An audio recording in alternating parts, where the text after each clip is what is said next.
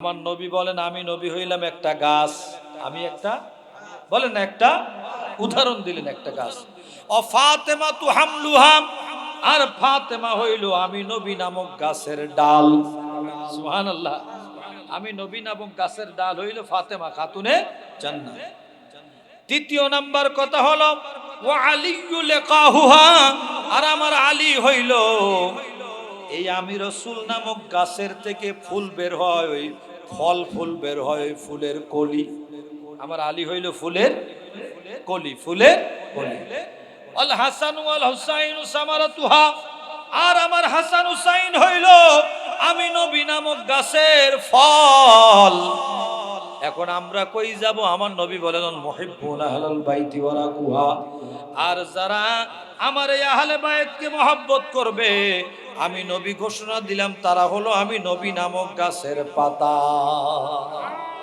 আরে বড় করে কন্যা সুবহানাল্লাহ। আমার নবী একটা গাছ উদাহরণ দিলেন, ওই গাছের ডাল হইল মা ফাতেমা, ফুলের কলি মাওলা আলী, ফল হইল ইমাম হাসান ইমাম হুসাইন। আর সাথে সাথে আমার নবী বলেন যারা এই আহলে বায়াতকে মহব্বত করবে, আমি রসুল ঘোষণা দিলাম তারা হলো আমি নবী নামক গাছের পাতা।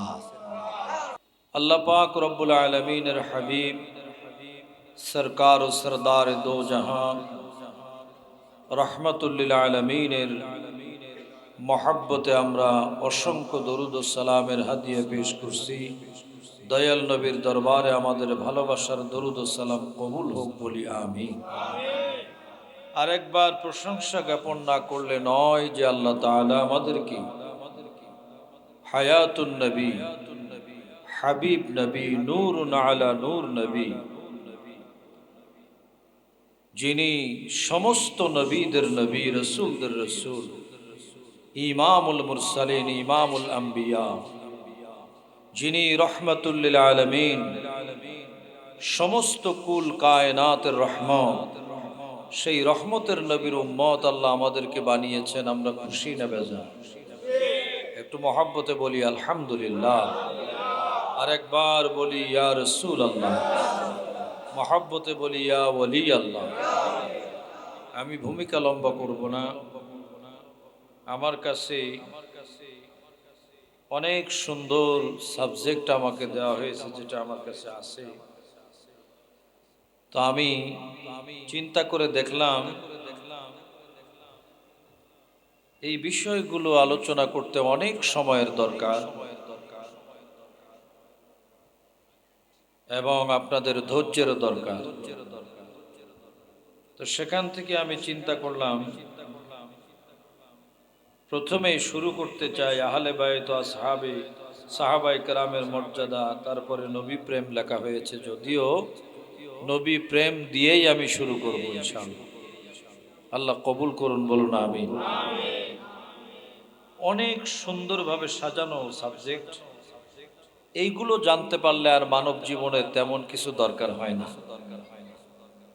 তবে যদি বলেন যে আপনি শুরুতে না যে মাঝখান দিয়ে ধরলেন,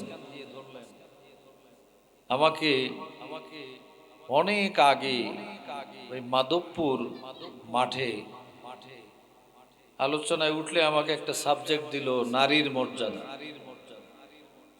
তো আমি চিন্তা করলাম যে আমার নবী পাকের মর্যাদা বলবো, নারীর মর্যাদাও বলবো, তবে আল্লাহর হাবিবের মর্যাদা আগে। কারণ ওই মাঠেই আল্লাহর হাবিবের শানে তার কিছুদিন আগে বেয়াদবিমূলক আলোচনা হয়েছে। তা আমি বললাম আগে নবীর মর্যাদা, তারপরে নারীর মর্যাদা, ঠিক কিনা? আগে যদি আমার দয়াল নবীকে কেউ ভালোবাসে, মহব্বত করে, তাকে নামাজ পড়তে বলা, এই যে সুন্দর, আমার বলার আগে বলে যে আপনারা বলেন নাই, কষ্ট হচ্ছে আপনাদের? দয়াল নবীকে যদি কেউ ভালোবাসে, তাকে কি নামাজ পড়তে বলা লাগে? রোজা রাখতে বলা লাগে? হজ করতে বলা লাগে? দাড়ি রাখতে বলা লাগে? সুন্নাত আদায় করতে বলা লাগে? হ্যাঁ, মা বাপের খেদমতের কথা বলা লাগে? যে দয়াল নবীকে না বুঝবে, আল্লাহর হাবিবের মর্যাদা, আল্লাহর হাবিবের শান, আল্লাহর হাবিবের প্রেম যার ভিতরে নাই, সমস্ত অপকর্ম তার দ্বারা হবে। কথা বলেন ঠিক কিনা? সমস্ত অপরাধ সংগঠিত হবে তার দ্বারা যে আল্লাহর হাবিবকে চিনল না, আল্লাহর হাবিবের ভালোবাসা যার মধ্যে নাই।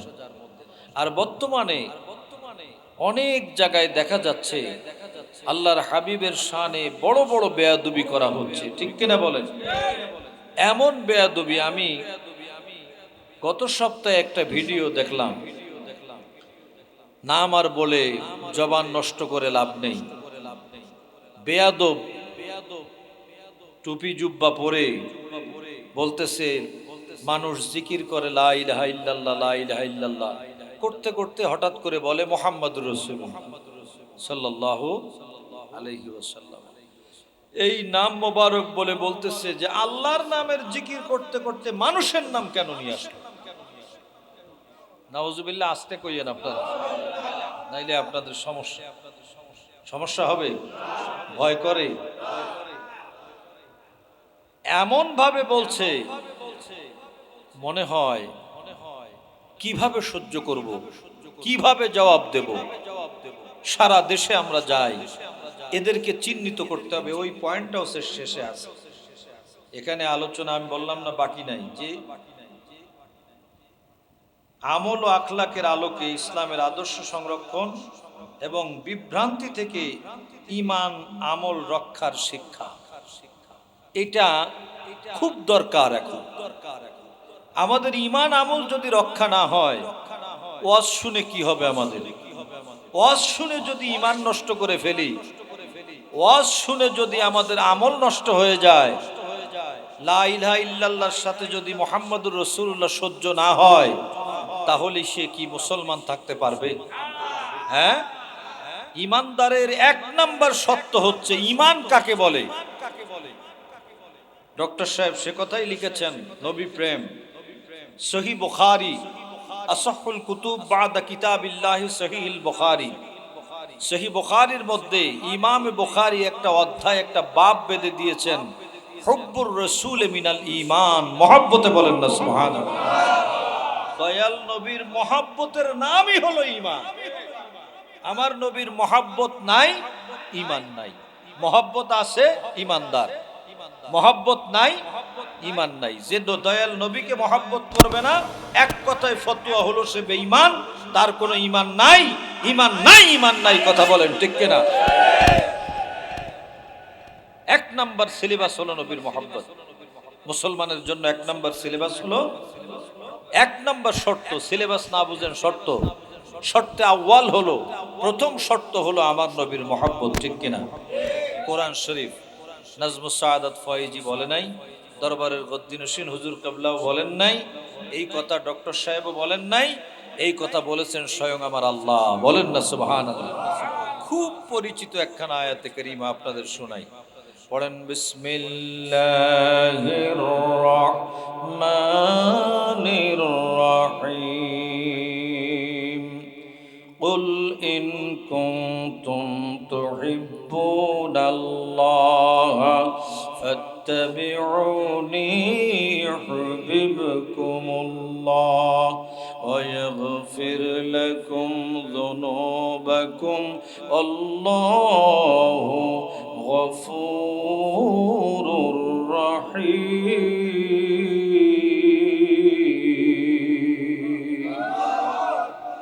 কোরআন শরীফে আছে না নাই? আহা, সুবহানাল্লাহ। রব্বুল আলামিন হাবিব নবীকে বলেন, ও আমার হাবিব আপনি বলুন, আমি আল্লাহ বলবো না, আপনি বলে দিন। আপনার জবান, কালাম হইল আল্লাহর, আর জবান হইল দয়াল নবী মুস্তাফার। কালাম কার?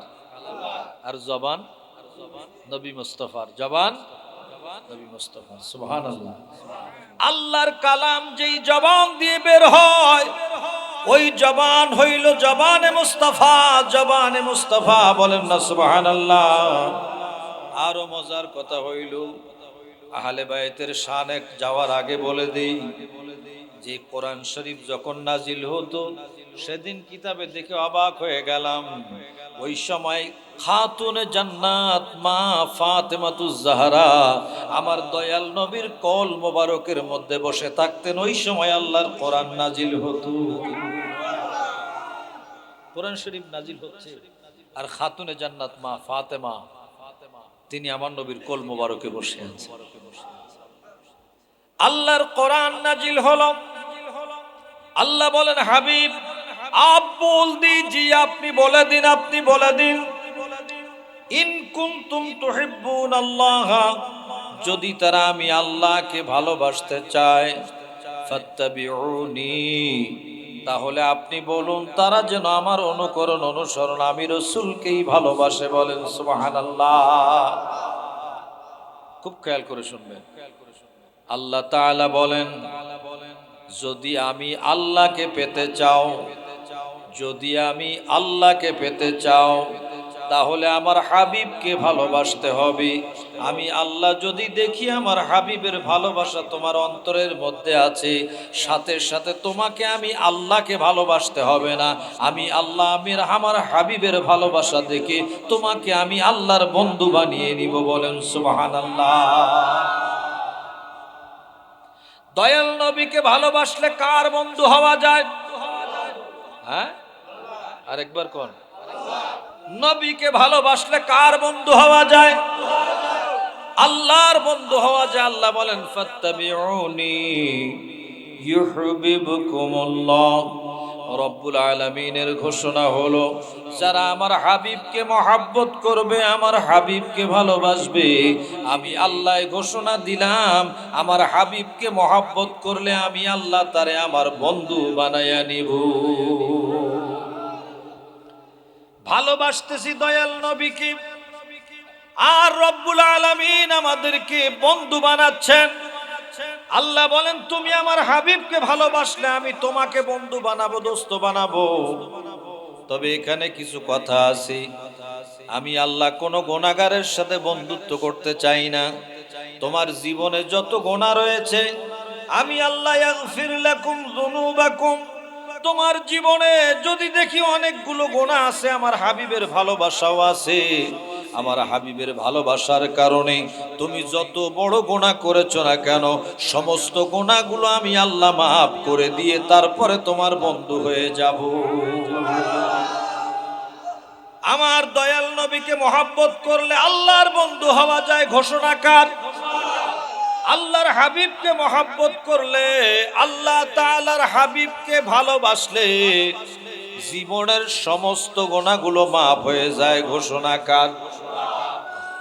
তাহলে দয়াল নবীকে ভালোবাসলে আর কোনো গুনাহ থাকে? হ্যাঁ, যে বেয়াদব বলছে লা ইলাহা ইল্লাল্লাহর পাশে মুহাম্মাদুর রাসূলুল্লাহ সইতে পারে না, বলল, মানুষের নাম বলল, এই বেয়াদবকে বলতে চাই, 80 বছর বয়সেও যদি একজন অমুসলিম ঈমানের কালেমা লা ইলাহা ইল্লাল্লাহু মুহাম্মাদুর রাসূলুল্লাহ সাল্লাল্লাহু তাআলা আলাইহি ওয়াসাল্লাম পড়ে দেয়, তার জীবনের সমস্ত গুনাহগুলো সব মাফ হয়ে যাবে। এই কালেমায় দাখিল হওয়ার কারণে, ঈমান ইসলামে দাখিল হওয়ার কারণে। ঠিক কি না? কালেমার মূল্য মর্যাদা আছে না না? আমার দয়াল নবীকে মানুষ বলে তুমি ছেলে দিলে, চিন্তা করলে না আমার নবী কেমন নবী। আমার নবীকে মহব্বত না করলে তোমার ঈমান থাকবে না, নামাজ পড়ে লাভ হবে না, রোজা রেখে লাভ হবে না, তুমি যদি 2.5 কেজি পরিমাণ দাড়ি রাখো তবুও কাজ হবে না। কথা বলেন ঠিক কিনা? তুমি যদি 2.5 কেজি পরিমাণ দাড়ি রাখো আমার নবীর শানে বেয়াদবি করে, তোমার এই দাড়ি কোনো কাজে লাগবে না। 10 ওয়াক্ত নামাজ পড়বা, যেখানে আমার নবী নাই ওই জায়গায় নামাজ পড়লেও কোনো কাম হবে না। আগে নবী, আগে কি? নবী। আল্লাহ বলেন, লিতুমিনু বিল্লাহি ওয়া রাসূলিহি, খোদার কোরআন আল্লাহ নিজেই বলে দিয়েছেন, ঈমান যদি রক্ষা করতে চাও, 1 নাম্বার ঈমান।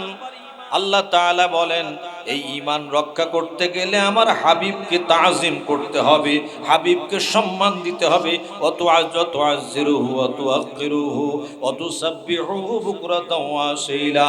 একমাত্র আমার হাবিবকে সম্মান না দিতে পারলে ঈমান টিকবে না, টিকবে না, টিকবে না। ঠিক কিনা? যারা পরিমাণ বেয়াদবি নবী যদি হাবিবের শানে হয়ে যায় ঈমান টিকবে না, ঠিক কিনা বলেন? এই জন্য এক নম্বরে আমি আপনাদেরকে বললাম, যদি দয়াল নবীকে মহব্বত করা হয়, কার বন্ধু হওয়া যাবে? আহা, আল্লাহর বন্ধু হলে কি আর কোনো ভয় থাকবে? আমরা আল্লাহর বন্ধু হওয়ার তো আমাদের কোনো সাহস নাই, কিন্তু আল্লাহ সাহস দিচ্ছেন, বান্দারে তুই যদি আমার হাবিবের বন্ধু হয়ে যাও, আমি আল্লাহ তোমার বন্ধু হয়ে যাব।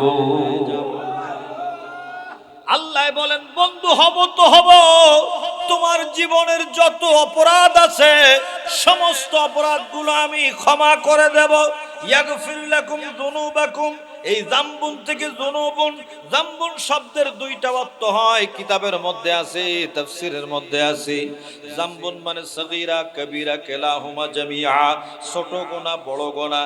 বড় গুনাহকে আরবিতে বলে ইসমুন, মানে বড় গুনাহ কবিরা গুনাহ, আর সগীরা কবিরা ছোট বড় গুনাহকে একসাথে বলা হয় জাম্বুন। আল্লাহ তাআলা বলেন তোমার জীবনের যত ছোট যত বড় গুনাহ তুমি করে ফেলেছো, আমার হাবিবকে ভালোবেসে ফেললে আমি আল্লাহ তোমার সমস্ত গুনাহগুলো মাফ করে দিব। এই কথা তারা বোঝে না। জেনারেল লেখাপড়া মাত্র 8 পাস, কাজী নজরুল ইসলাম, কাজী নজরুল ইসলাম। এই নজরুল, কাজী নজরুল পাগলায় কি লিখলো দেখেন, আল্লাহকে যে পাইতে চায়, এগুলো কইলে কি কোনো অসুবিধা আছে? গোনা টোনা হবে নি? হ্যাঁ, এটি এইসব কইলে একটু ভাল লাগে আর কি, একটু মনে হয় যেন কেমন কেমন একটু শরবতের মতো মজা লাগে, তাই না? আল্লাহকে যে পাইতে চায়, হযরতকে ভালোবেসে, আরশ কুরসি লৌহ কলম না চাহিতে পেয়েছে সে, রসুল নামের রশি ধরে যেতে হবে খোদার ঘরে, ঠিক না? রসুল নামের রশি ধরে যেতে হবে খোদার ঘরে, নদী তরঙ্গে যে পড়েছে ভাই দরিয়াতে সে আপনি মিশে। কি লিখলো, হ্যাঁ, কেমনে লিখলো? কালাম মে ইতনা তাসির হ্যায় তো দিল মে ক্যা হ্যায় খুদা জানে। কালামের মধ্যে এত তাসির, তার দিলের মধ্যে কি ছিল আল্লাহই ভালো জানে। বন্ধুরা আমার গভীর মনোযোগ, নজরুল বলছি রসুল নামের রশি ধরে যেতে হবে খোদার ঘরে। আমার নবী ছাড়া আল্লাহ পাওয়ার কোনো সুযোগ, বলেন না সুযোগ, একমাত্র কামলেওয়ালা রহমতের নবী ছাড়া আল্লাহ পাওয়ার কোনো সুযোগ নাই। সুযোগ একটাই, সেটা আমার নবী কামলেওয়ালা, ঠিক কিনা বলেন? কি সুন্দর লিখতে লিখতে শেষের দিকে এসে লিখছি, তর্ক করে দুঃখ ছাড়া কি পেয়েছি সবিশ্বাসী, কি পাওয়া যায় দেখ না বারে, হযরতে মোর ভালোবাসি। কই আমার নবীকে ভালোবেসে দেখ কি পাওয়া যায়, আর তর্ক করে তুই সারাদিন তর্ক করবি, কিছুই পাবি না, কিছু পাওয়া যাবে না তর্ক করে। চুমা দিব কেন, কেয়াম পড়বো কেন, মিলাদ পড়বো কেন, পীরের দরবারে যাব কেন, ওরস শরীফ করব কেন, ফাতিহা করব কেন, ইসালে সওয়াব করব কেন, আজানে মোনাজাত দিব কেন, নামাজে মোনাজাত দিব কেন? খালি প্রশ্ন আর প্রশ্ন করতেই থাকে, নানান ধরনের প্রশ্ন করতে থাকে। এই যে প্রশ্ন করতে থাকে বন্ধুরা আমার, কোনো সমাধান আছে? নজরুল কয় তর্ক করে দুঃখ ছাড়া, পাইলে দুঃখ পাবি কিন্তু কিছু পাবি না। যত তর্ক করবি, কেয়াম কেন করব, চুমা কেন দিব, তুই চুমা দিবি, তুই দিলি না, তর্ক করলি তুই দুঃখ পাবি, কিছু পাবি না। আর যে চুমা দিল সে মহব্বতের বহিঃপ্রকাশ ঘটালো, এই মহব্বতের কারণে সে আল্লাহ এবং নবীকে পেয়ে গেল। ঠিক কিনা বলেন? এতটুকু মহব্বত আমার নবীর আছে যে আমার নবী পাকের নাম মোবারক শুনে একটু চুমা দিয়ে চোখের মধ্যে লাগিয়ে দিয়েছে, এতটুকু কাজ করছে, বেশি করতে পারে নাই। আর বলছে কুররাতু আইনি বিকা ইয়া রাসূলুল্লাহ। কুররাতু আইনি মানে আমার নবী হচ্ছে আমার চোখের মণি। কিসের মণি? নজরুল লিখছে না, নবী মোর পরশমণি, নবী মোর সোনার খনি, নবী নাম জপে যে জন সেই তো দুজাহানের ধনী। নবী মোর পরশমণি, কি সুন্দর কথা, নবী মোর সোনার খনি, নবী নাম জপে যে জন সেই তো দুজাহানের ধনী। যে নবী পাকের নাম জপন করবে সে দুনিয়াতেও ধনী, আখেরাতেও দো জাহানে ধনী, দো জাহানে। আমি এটা চিন্তা করলাম, নজরুল পাগলা কি লিখলা তুমি, দেখি হাদিসের সাথে মিলে যায়। আরে সুবহানাল্লাহ জোরে কর না। আর কিসে সুবহানাল্লাহ বলবেন, নজরুল কি বলতেছে। আমি চিন্তা করে দেখলাম কেমনে মিলে। হাদিসে পাক, আউলান নাস বিয়াউমাল কিয়ামতি আকসারুহুম আলাইয়া সালাত, রাওয়াহু তিরমিজি। আমার নবী বলেন যে আমার দরুদ শরীফ বেশি বেশি পড়বে, বেশি বেশি আমার দরুদ শরীফ পড়বে, হাসরের ময়দানে সে আমি নবীর সবচেয়ে বেশি কাছে থাকবে। সুন্নি জামাতের অনুসারী যারা বেশি বেশি দরুদ শরীফ পড়ে, ঠিক কিনা বলেন? আর যারা বিরোধিতা করে তাদের মুখে নবীর দরুদ সালাম নাই নাই নাই নাই, ঠিক কিনা ঠিক কিনা? দরুদ শরীফ তারা পড়তে চায় না, সালাম পড়তে চায় না।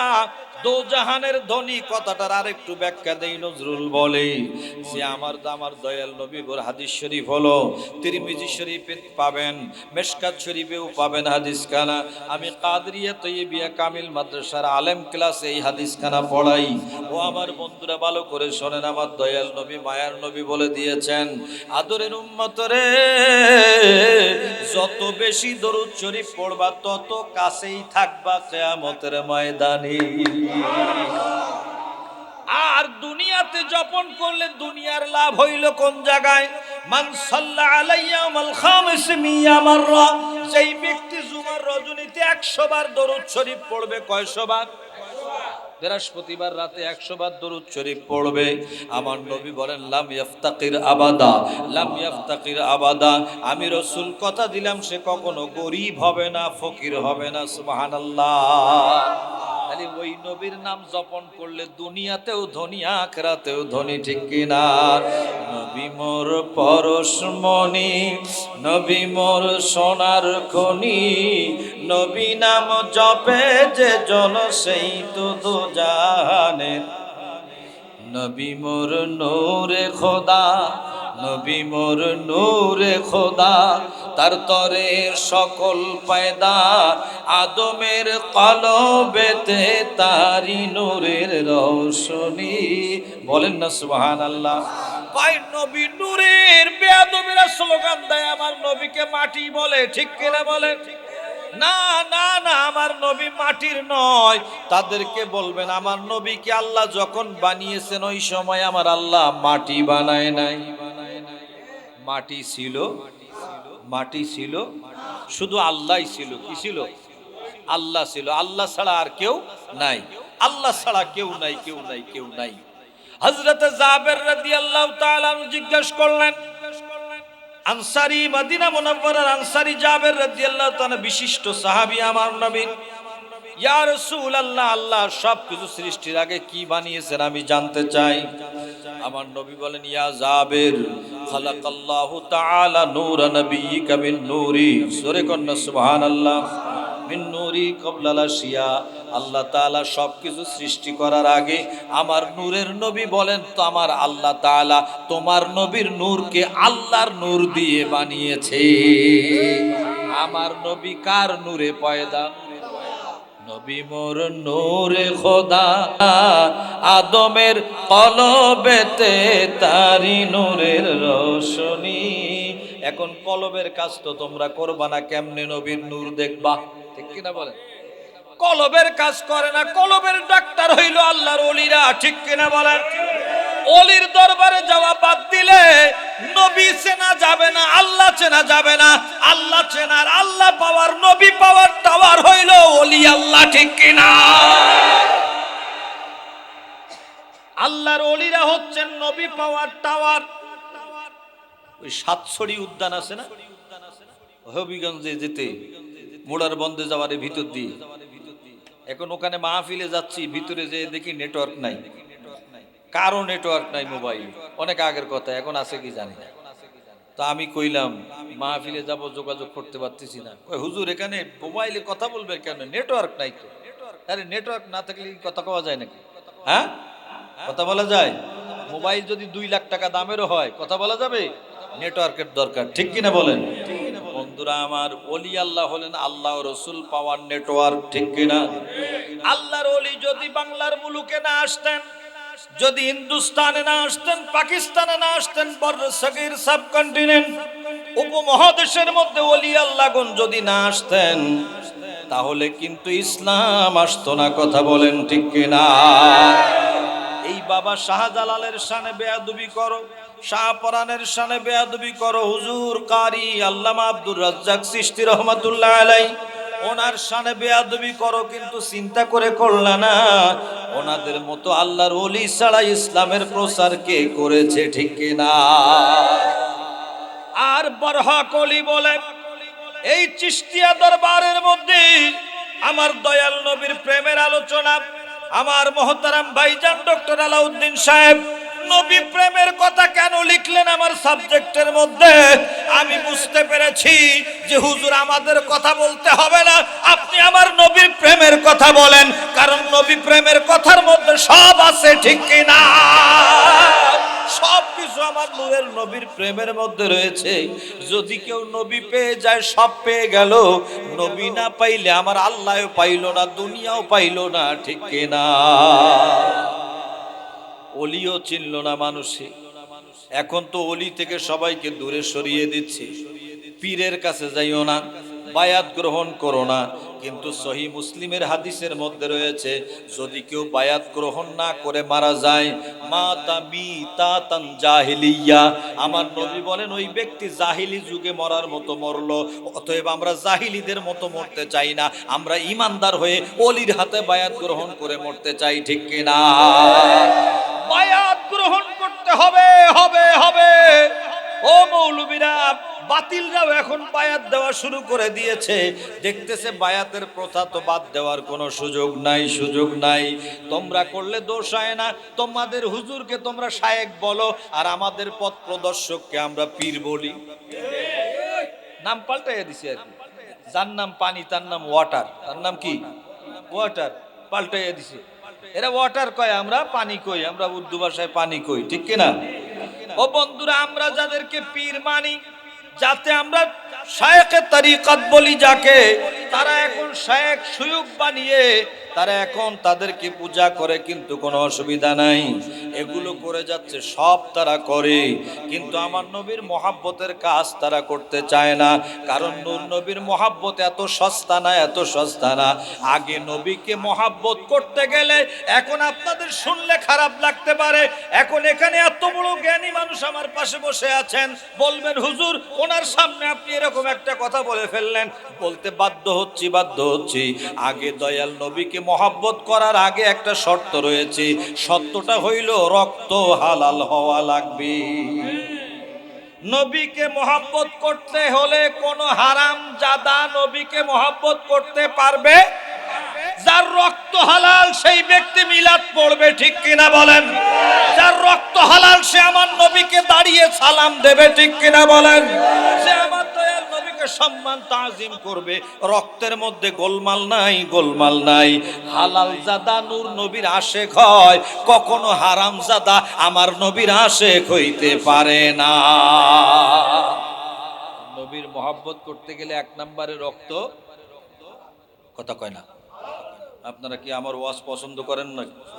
এত কষ্ট করে আসছি, বাপরে বাপ। রাস্তা এদিক দিয়ে আমি অনেকদিন আসি না, যেই রাস্তায় আসছি মানে দেখতেছি আমার গাড়ি রুকু ছাড়া সেজদায় যায়, রুকু ছাড়া সেজদা রুকু করার টাইম নেই, এমনি সেজদা। তারপরে সামনের বাম্পার গেছে খুলে, এমন ধাক্কা মারছে, এইটারে আবার ঠিক করছি কোম্পানিগঞ্জে। এইভাবে করতে করতে দেরি হয়ে গেছে। বন্ধুরা আমার, খুব খেয়াল করে করে শুনবেন, অনেক কষ্ট করে আসছি রে বাবা। আল্লাহ তাআলার হাবিবকে মহব্বত করতে গেলে রক্তটা কি লাগবে? হালাল লাগবে। হালাল রক্ত ছাড়া নবীকে ভালোবাসা, তুমি তো জানো না ভালোবাসা কাকে বলে। যদি ভালোবাসতে হয় দয়াল নবীকে সিদ্দিক আকবরের দিকে তাকাইয়া দেখো। সিদ্দিক আকবর রাদিয়াল্লাহু তাআলা আনহুর দিকে আগে তাকাও। আমার রহমতের নবীকে কেমন করে ভালোবেসেছেন বলেন সুবহানাল্লাহ। সিদ্দিক আকবরের ভালোবাসা একটু শোনেন। সিদ্দিক আকবর বলে, আমার তিনটা জিনিস ভালো লাগে। এক নাম্বার হলো আন-নাজরু ইলা ওয়াজহি রাসূলিল্লাহ সাল্লাল্লাহু তাআলা আলাইহি ওয়াসাল্লাম। এক নাম্বার হইল আমার দয়াল নবীর নূরের চেহারা মোবারকের দিকে 24 ঘন্টা তাকাইয়া থাকতে দেখতে আমার ভালো লাগে। খালি আমি আমার নবীকে দেখি দেখি দেখি, শুধু দয়াল নবীকে দেখতে আমার ভালো লাগে, দেখতে ভালো লাগে। সুবহানাল্লাহ বলেন। একটু দরুদ শরীফ পড়েন। আল্লাহুম্মা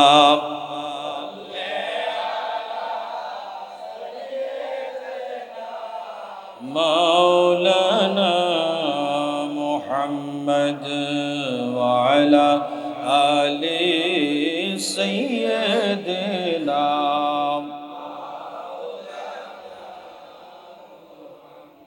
মহাব্বতে পড়লে দরুদ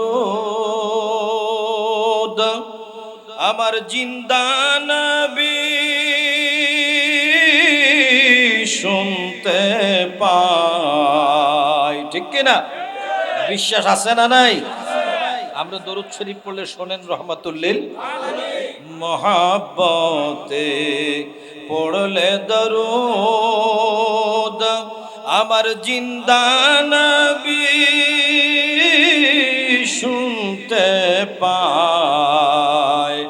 চিনতে পারেন কে কোথা হতে নূর নবীকে সালাম দেয়। আল্লাহুম্মা সাল্লি আলা মারহাবা মারহাবা মাওলানা মুহাম্মদ ওয়া আলা আলি সাইয়্যিদিনা।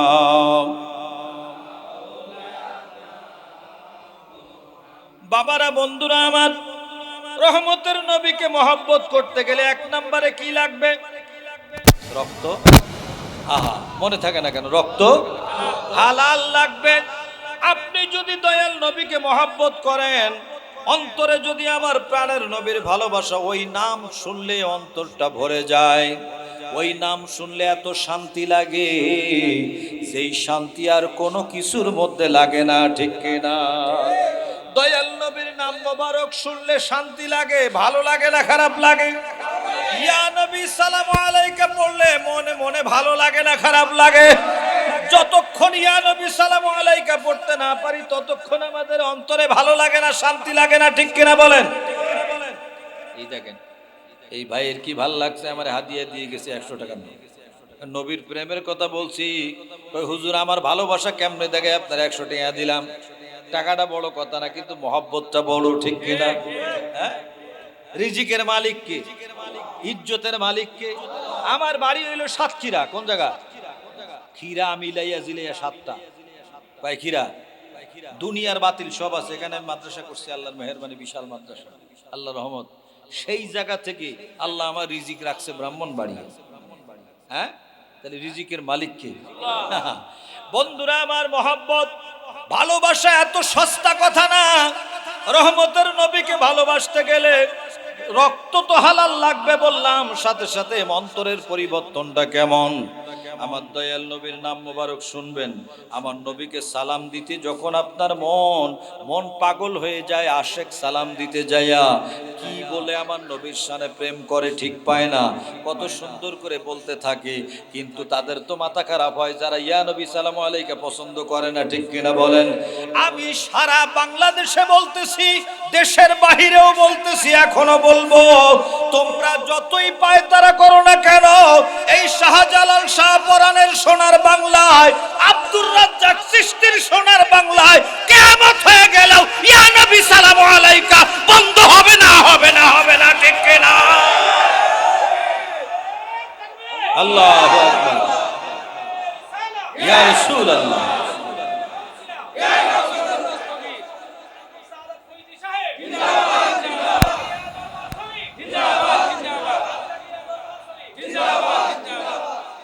দেখেন, আল্লাহর ওলি যেই পথের ছিলেন, আমরা সেই পথের আলোচনা শুনছি, ঠিক কিনা? এই রাজ্জাকিয়া দরবারে আব্দুর রাজ্জাক চিশতি রহমতুল্লাহ আলাইহি তিনি যেই পথের পথিক ছিলেন, ওনার সন্তানেরা সেই পথের পথিক, আর সেই প্রেমের কথাই হয়েছে। হ্যাঁ বন্ধুরা আমার, হযরত সিদ্দিক আকবর রাদিয়াল্লাহু তাআলা আনহুর কথা বলছিলাম। তিনি বলতেছেন, আন-নাজরু ইলা ওয়াজহি রাসূলিল্লাহ সাল্লাল্লাহু তাআলা আলাইহি ওয়াসাল্লাম, এক নাম্বার ভালোবাসার কাজ হইল আমি আবু বকর সিদ্দিক সবচেয়ে বেশি ভালোবাসি। 24টা ঘন্টা আমার মায়ার নবীর নূরের চেহারা মুবারকের দিকে তাকাইয়া থাকতে আমার ভালো লাগে। আমি শুধু দেখি নূরের চেহারা মুবারক, দেখতে থাকি। ওনার মেয়ে কলিজার টুকরা শাহজাদি আম্মা জান হযরত আয়েশা সিদ্দিকা রাদিয়াল্লাহু তাআলা আনহা, ওনার ভালোবাসা শোনেন। ওনার ভালোবাসা হইল, বন্ধুরে হাদিসে আছে, একদিন আমার দয়াল নবীকে গোসল করাবেন। কি করাবেন? জল চকির মধ্যে বসিয়ে দিয়েছেন। আগেকার দিনে মানুষ চকিতে বসে গোসল করতে, হ্যাঁ, এখন এগুলো নাই তেমন, এখন সিস্টেম পাল্টে গেছে। তো জল চকির মধ্যে আমার নবী বসেছেন, আর উনি পানি ঢালতেছেন। আম্মা জান আয়েশা সিদ্দিকা পানি ঢালতেছেন। আল্লাহর হাবিব কামলেওয়ালা দেখলেন পানির সাথে রক্ত যায়। কি যায়? পানির সাথে। আমার নবী বললেন, আয়েশা, রক্ত কোথা থেকে আসলো? আম্মা জান উত্তর দিলেন, তেমন কিছু না ইয়া রাসূলুল্লাহ। বুঝতে দিচ্ছে না। আবার বললেন, রক্ত কোথা থেকে আসলো? আমার দয়াল নবী দ্বিতীয়বার বলায় তিনি ভয় পেয়ে গেছেন, বেয়াদবি হবে উত্তর না দিলে। ইয়া রাসূলুল্লাহ, আসলে কি বলবো, আপনি বসার আগে এই চকিটা খুব ভারী ছিল, ওই পায়াটা আমি আয়েশা সিদ্দিকা আমার পায়ের উপরে পড়েছে। আম্মা জানের পা তো নরম, মেয়েদের পা তো আরো বেশি নরম, ঠিক কিনা? এই পায়ের উপরে ভারী চকিটা পড়েছে, পড়ার কারণে চকির পায়া আমার পায়ের আঙ্গুলের উপর পড়ার কারণে আঙ্গুলটা ফেটে গেছে, সেখান থেকে রক্ত বের হচ্ছে। আসলে আমার দয়াল নবী এটা জানে কিনা, কিন্তু পরীক্ষার সময় ছাত্রকে বলে দিতে নাই, ঠিক কিনা? এটা প্রেমের পরীক্ষা চলছে, এখন বলা যাবে না, সেজন্য জিজ্ঞাসা করলেন। নাইলে তো আবার তারা বলবে আমার নবী জানলে জিজ্ঞাসা করলো কেন? হ্যাঁ, এই প্রশ্ন বের করে ফেলবে। দেখো, নবী জানে, তাহলে আবার আম্মা জানের কাছে জিজ্ঞাসা করলো কেন? এই একটা প্রশ্ন বের করে ফেলবে। উত্তর আমাদের কাছে অনেক আছে রে বাবা। কোরআন শরীফ দিয়ে দলিল দিবেন। আমার নবী মাঝে মাঝে জিজ্ঞাসা করতেন জিবরিল আমিনকে, মান হাউলাইয়া জিব্রাইল, এ জিব্রাইলেরা কারা, এটা কি হলো, এটা কি, ইত্যাদি জিজ্ঞাসা করতেন। এখন এই জায়গায় তারা দুশমনেরা প্রশ্ন করে যে কেন জিজ্ঞাসা করলেন, জানলে কেন জিজ্ঞাসা করলেন? উত্তর দিবেন, এটা আল্লাহর সুন্নত। কার সুন্নত? এটা সুন্নতে ইলাহি, বলেন আল্লাহু আকবার। এটা সুন্নতে ইলাহি, আল্লাহর সুন্নত। আল্লাহ তাআলা মাঝে মাঝে এরকম জিজ্ঞাসা করতেন। কেমনে? কোরআন শরীফের মধ্যে আছে, আল্লাহ তাআলা মুসা নবীকে জিজ্ঞাসা করলেন। মুসা নবীর সাথে তো আল্লাহ ডাইরেক্ট কথা বলতেন, ঠিক কিনা বলেন? এটা আমাদের কথা না, কোরআন শরীফে আছে কাল্লামাল্লাহু মুসা তাকলিমা। মুসা নবীর সাথে আল্লাহ তাআলা সরাসরি কথা বলতেন। আল্লাহ মুসা নবীকে ডেকে বলেন, ওমা তিলকা বিয়ামিনিকা ইয়া মুসা, ও মুসা তোমার ডান হাতে কি? প্রশ্ন করলেন কে? আল্লাহ বলেন, মুসা তোমার ডান হাতে কি? মুসা তোমার ডান হাতে কি? এখন বলবেন, মৌলভী সাহেব, আমার নবী জিজ্ঞাসা করলে বলো, নবী জানলে কেন জিজ্ঞাসা করেছে? তাহলে তুমি বলো দেখি, আল্লাহ যদি জানে তাহলে কেন জিজ্ঞাসা করলো? হ্যাঁ, আল্লাহ যদি জানে তাহলে কেন জিজ্ঞাসা? আল্লাহ বলে, এ মুসা ওমা তিলকা বিয়ামিনিকা ইয়া মুসা, এ মুসা তোমার ডান হাতে কি? তো মুসা নবী উত্তর দিলেন যে আল্লাহ, এটা লাঠি, এটা এই হয় সেই হয়, সাপ হয়, ফেলে দিলে ইত্যাদি ইত্যাদি অনেক কথা বললেন। এখন বন্ধুরা আমার বলেন তো দেখি, আল্লাহ যদি জানে তাহলে জিজ্ঞাসা করলো কেন? এই কথাটা মৌলবীর বলার সাহস আছে? বলে পাবলিক তো পিটাইয়া সাইজ করে ফেলবে, ঠিক কিনা কর? আল্লাহ জানে না কইছে, আল্লাহ জানে না তো জানে কেডা? এই মিয়া, এই বলে মা শুরু। হ্যাঁ, আমার নবীর শানে বলে বলে পার পাইয়া যাচ্ছ, কিন্তু আল্লাহর শানে যদি বলো তোমারে তো কেউ মৌলবী মানবে না, বেয়াদব বলে তোমারে সমাজ থেকে বের করে দেবে, মার দিবে, ঠিক কিনা বলেন? এখন বন্ধুরা আমার রহমতের নবী মাঝে মাঝে এরকম জিজ্ঞাসা করতেন। এই জিজ্ঞাসার উত্তর হইল, তিনি আম্মাজানের জবান থেকে এই কথাটা জানতে চাচ্ছেন, আমি নবী বলবো না, আমার স্ত্রী আয়েশা সিদ্দিকা বলবে, ঠিক কিনা? আয়েশা কি হলো? এই চকির পায়া পড়ছে ইয়া রাসূলুল্লাহ। চকির পায়া পড়ার কারণে, এই চকির পায়া পড়ে ভারী চকি বসাতে যেয়ে আমার আঙ্গুলের উপর পড়ছে, আঙ্গুলটা ফেটে গেছে, রক্ত বের হচ্ছে, এখন পানি ঢালতেছি, এই পানি রক্তের সাথে মিশিয়ে রক্ত আর পানি দেখা যাচ্ছে। আমার দয়াল নবী বলেন, আয়েশা তুমি বললা না কেন? তুমি কেন বললে না? কেন তুমি গোপন করে রাখলা?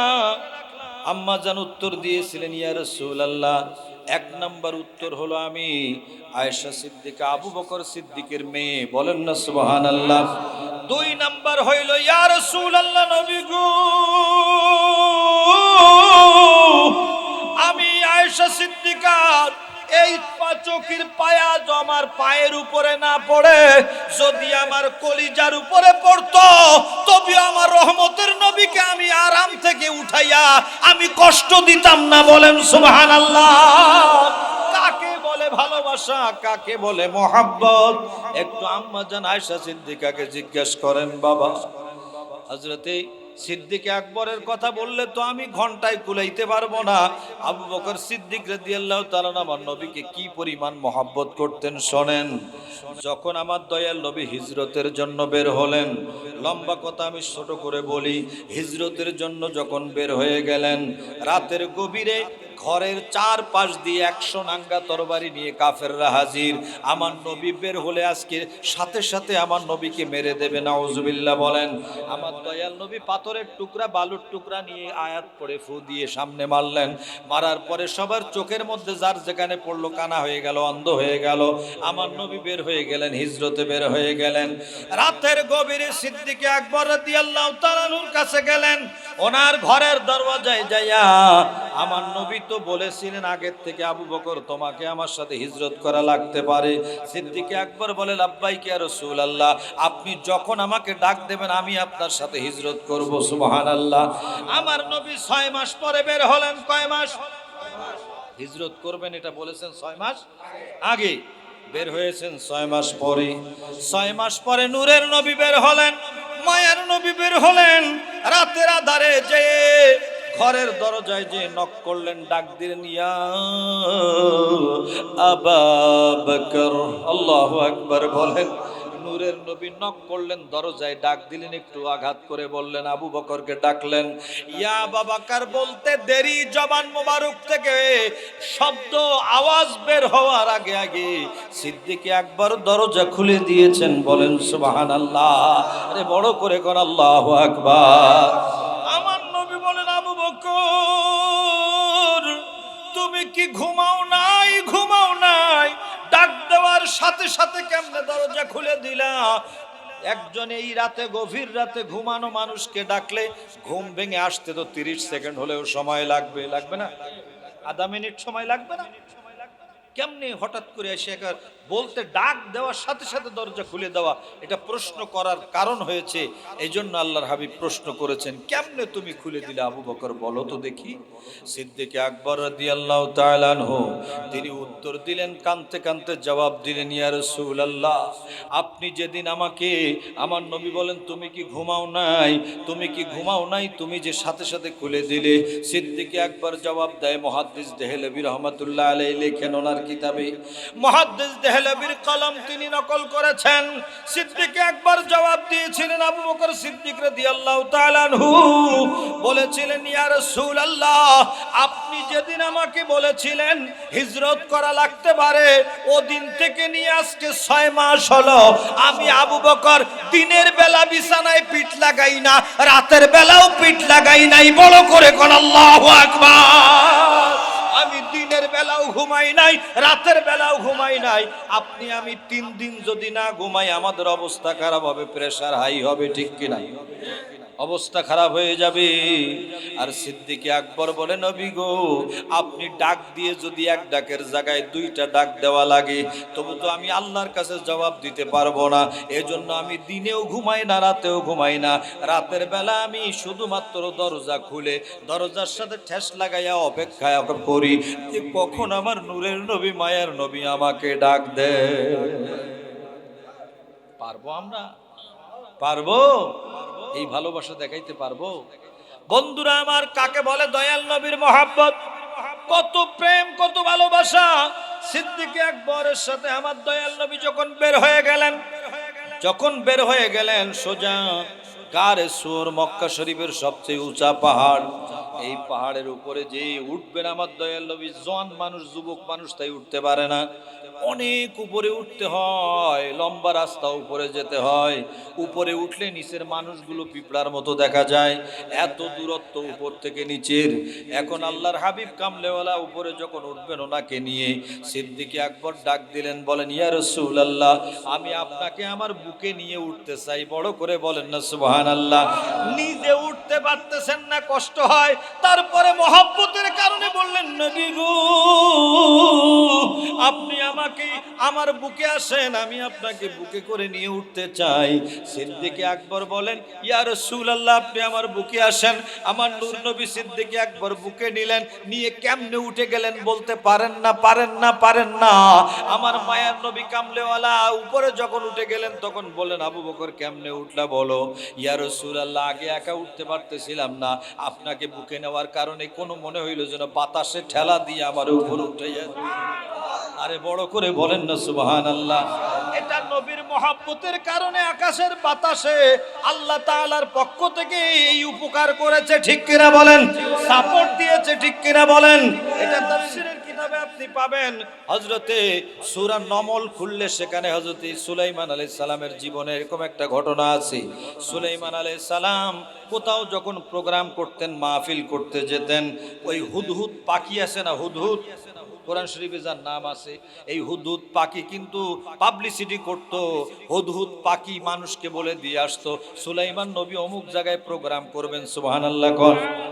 সুলাইমান নবীর প্রোগ্রামের জন্য কোনো সামিয়ানা বানানো লাগতো না। পাখিরা এরকম সুন্দর করে ডানা বিছাইয়া নির্দিষ্ট একটা জায়গার মধ্যে উড়ে উড়ে তারা থাকতো। সুবহানাল্লাহ বলেন। এই সুলাইমান নবীর কাছে দেখা করতে যাওয়ার জন্য একটা পিঁপড়া গুহার মধ্যে, গর্তের মধ্যে পড়ে কান্নাকাটা শুরু করে দিয়েছে। আল্লাহ, আমার হাত নাই, পা নাই, পাখাও নাই, উঠতেও পারি না, চলতে পারি না, আমি ল্যাংড়া লুলা, আমি কেমনে যাব সুলাইমান নবীর কদমে?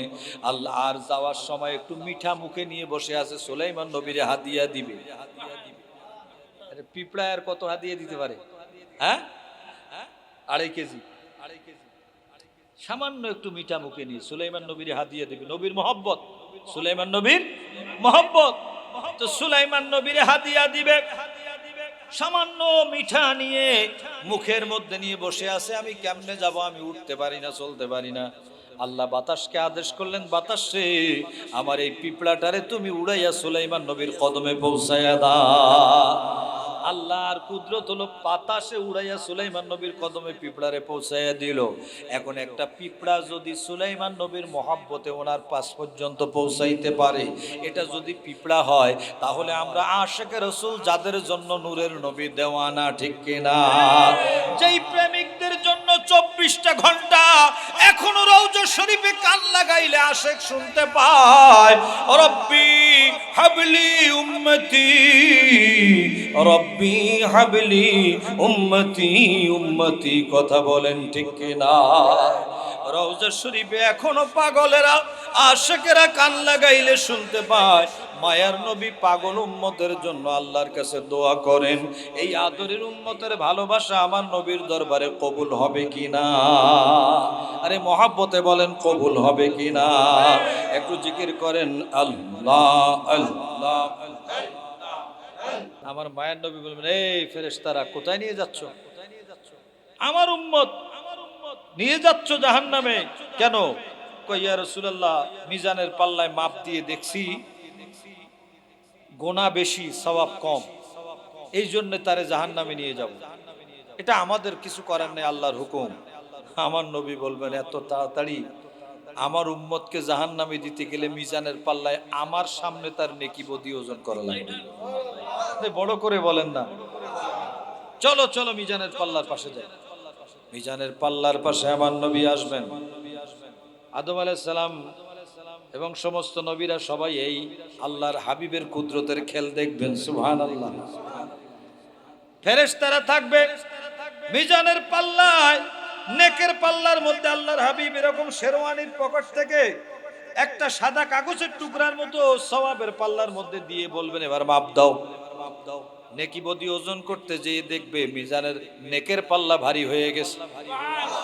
এতক্ষণ ছিল গুনাহগার জাহান্নামী, এখন নেকের পাল্লা ভারী। নেকের পাল্লা কি বলেন না? নেকের পাল্লা ভারী হয়ে গেছে।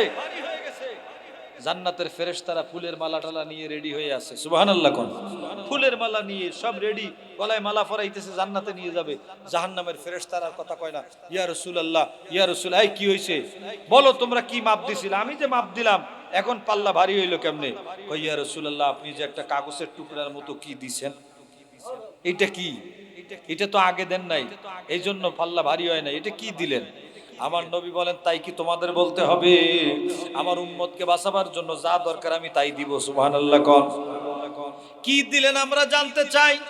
আমার নবী বলেন, তোমাদের জানার দরকার নাই।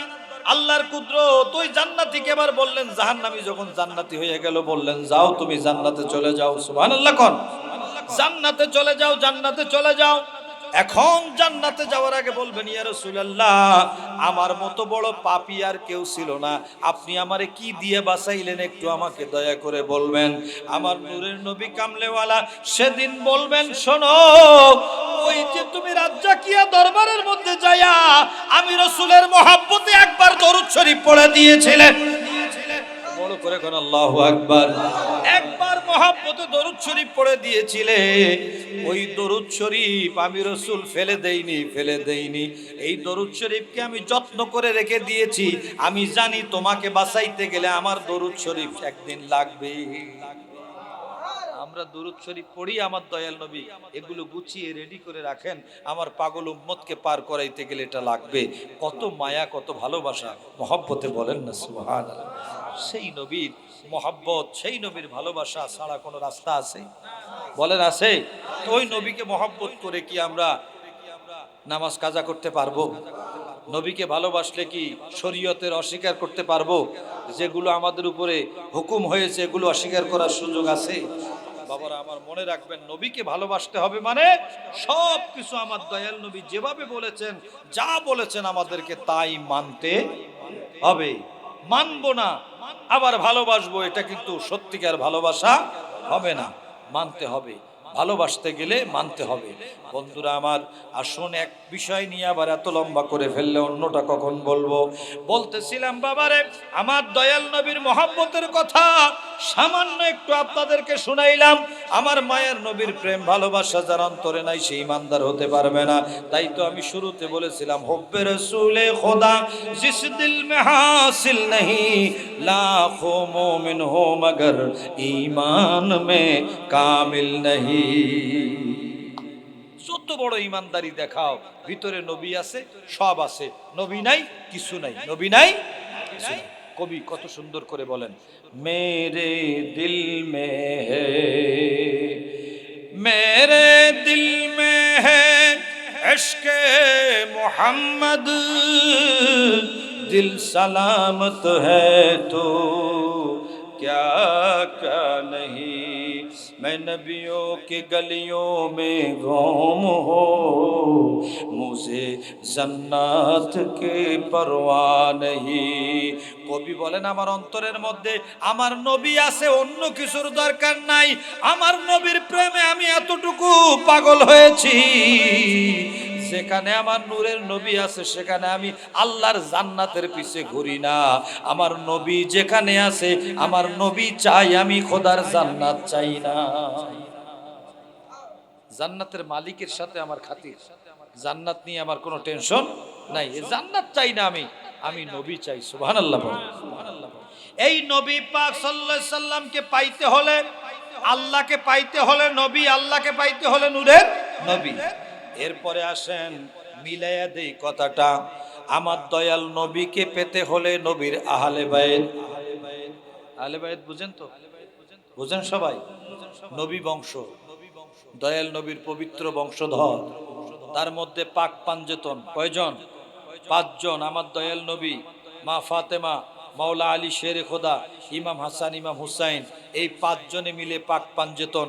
এনাদেরকে বাদ দিলে নবী পাওয়া যাবে? তাহলে প্রথম কথা হলো আল্লাহ পাওয়ার জন্য আমার নবী, নবী পাওয়ার জন্য নবীর আওলাদ। নবীর আল্লাহ কোরআন শরীফে কি বলেন? বিসমিল্লাহির রহমানির রহিম। কুল লা আসআলুকুম আলাইহি আজরান ইল্লাল মাওয়াদ্দাতা ফিল কুরবা। একবার ভালোবেসে বলতে হবে আল্লাহু আকবার। আল্লাহ বলেন, হাবিব আপনি বলুন, আপনি আপনার আদরের উম্মতদেরকে বলে দিন, লা আসআলুকুম আলাইহি আজরান, আমি ইসলাম এনে দিয়েছি, কোরআন এনে দিয়েছি, সব নিয়ামত তোমাদেরকে দিলাম। আমরা নামাজ পেয়েছি, নামাজ এনে দিছে কি? আপনাদের বোধহয় কষ্ট হচ্ছে, আমি ছেড়ে দিব? হ্যাঁ ছেড়ে দেব? কথা বলতে হবে, আমার দিকে খেয়াল নিয়ে কথা বলতে হবে। আমি বলতেছি, আমার তো একটু কষ্ট হয় নাকি? তাহলে আপনারা যদি কথা না বলেন তাহলে ভালো লাগবে না। আমার দয়াল নবী কামলেওয়ালা রহমাতুল লিল আলামিন আকা মাওলা বলতেছেন যে আমি সব এনে দিয়েছি। আমাদের নামাজ এনে দিয়েছেন রহমাতুল লিল, আজান এনে দিয়েছে রহমাতুল লিল, কোরআন শরীফ এনে দিয়েছে রহমাতুল লিল। সব নিয়ামত দয়াল নবীর জন্য, ঠিক কিনা বলেন? এজন্য আমার আলা হযরত কত সুন্দর করে বলেন, জমিন ও জামান तुम्हारे लिए मकीनो मका तुम्हारे लिए चुनीनो चुना तुम्हारे लिए बने दो जहां तुम्हारे लिए दहन में जुबा तुम्हारे लिए बदन में है जान तुम्हारे लिए हम आए यहाँ तुम्हारे लिए उठे भी वहाँ तुम्हारे लिए। সুবহানাল্লাহ। বাড়ি যেই কই একটু বড় করে কর না, সব আমার নবীর কারণে, ঠিক কিনা? যা দেখবেন সবকিছু আমার নবীর জন্য হয়েছে। আমার রহমতের নবী ছাড়া আল্লাহ কিছু বানায় নাই। লাউলা কালামা খালাকতুল আফলাক, কথা শেষ, ঠিক কিনা বলেন? রহমতের নবী সব এনে দিয়েছেন। আল্লাহ বলেন, হাবিব আপনি বলুন, আমি তোমাদেরকে সব এনে দিলাম, বিনিময়ে আমি কিছু চাই না, চাই না, চাই না। আল্লাহ বলেন একটা জিনিস চাইবেন, সেটা হলো ইল্লাল মাওয়াদ্দাতা ফিল কুরবা, যারা আমার আপন, যারা আমার আওলাদ, তাদেরকে তোমরা ভালোবাসবা, এতটুকু আমি রাসূল চাই, অন্য কিছু চাই না, ঠিক কিনা? আল্লাহ বলেন, হাবিব এটাই বলেন যে আপনি সব দিয়েছেন, কিছুই চান নাই, একটা জিনিস চেয়েছেন, সেটা হলো আমার আওলাদকে তোমরা ভালোবাসবা, আমার খাতুনে জান্নাতকে ভালোবাসবা, আমার আলীকে তোমরা মাওলা আলীকে ভালোবাসবা, আমার হাসান হুসাইনকে তোমরা ভালোবাসবা। যদি তোমরা তাদেরকে মহব্বত করো, আমি রহমতের নবী তোমাদেরকে বলে দিচ্ছি যে তাহলে আল্লাহর কোরআন তোমরা মানলে। ঠিক কিনা? কোরআন শরীফ, কোরআন শরীফ। এজন্য হযরত ইমাম শাফি রহমাতুল্লাহ আলাইহি বলেছেন, ইয়া আহলা বাইতি রাসূলিল্লাহি হুব্বুকুম ফারদুম মিনাল্লাহি ফিল কোরআনি আনজালাহু। ইমাম শাফি রহমাতুল্লাহ আলাইহি বলেন, আল্লাহ তাআলা কোরআন শরীফের এই আয়াত নাজিল করে আমাদেরকে জানিয়ে দিয়েছেন নবী বংশকে ভালোবাসা নামাজ পড়া যেমন ফরজ ওই রকম ফরজ। নবীর আওলাদকে মহব্বত করা নামাজ পড়া যেমন ফরজ ওই রকম ফরজ। ঠিক কিনা? নবীর আওলাদকে মহব্বত না করলে হবে না। যারা ইমাম হুসাইনকে শহীদ করেছে তারা কি মহব্বত করেছে না ভুল করেছে? হ্যাঁ, কি করেছে? যে ভুল করেছে এই ভুলের কোনো মাসুল দিতে পারবে? পারবে? কিয়ামত পর্যন্ত পারবে না। আর ইমামে হুসাইন আলী মাকাম নিজের শের মোবারক দিয়েছেন শুধুমাত্র আমাদেরকে বাঁচাবার জন্য। কথা বলেন ঠিক কিনা? আমাদেরকে জাহান্নাম থেকে বাঁচিয়ে খোদার জান্নাতের মেহমান করে দেওয়ার জন্য তিনি জীবন দিয়েছেন। আল্লাহু আকবার বলেন।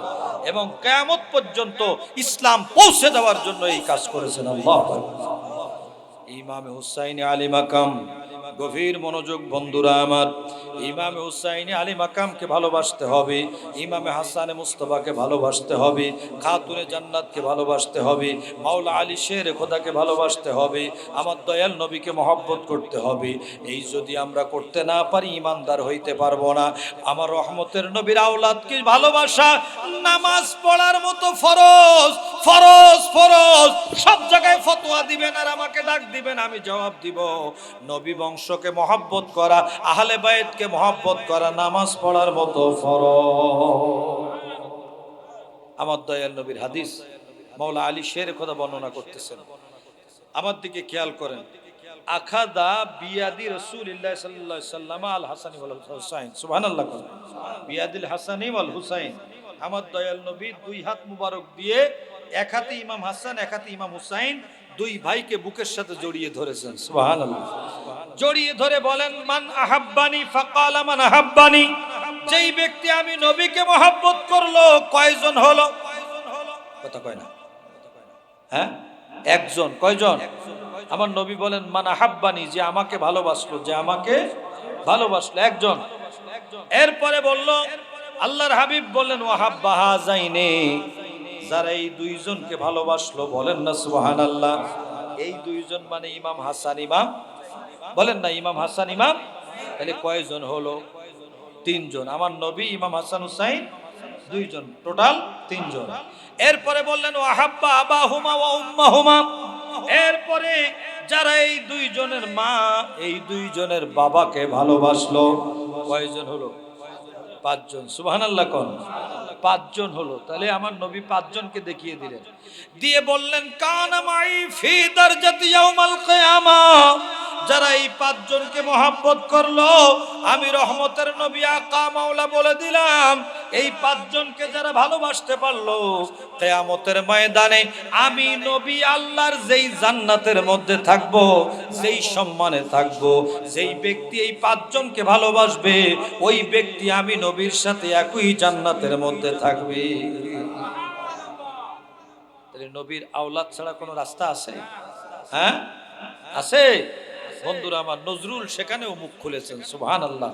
আওলাদের রাসূলদের ব্যাপারে কি লিখেছেন তিনি? আমি যদি আরব হতাম, মদিনারি পথ, যে পথে মোর চলে যেতেন নূর নবী হাজরাত। বলেন না সুবহানাল্লাহ।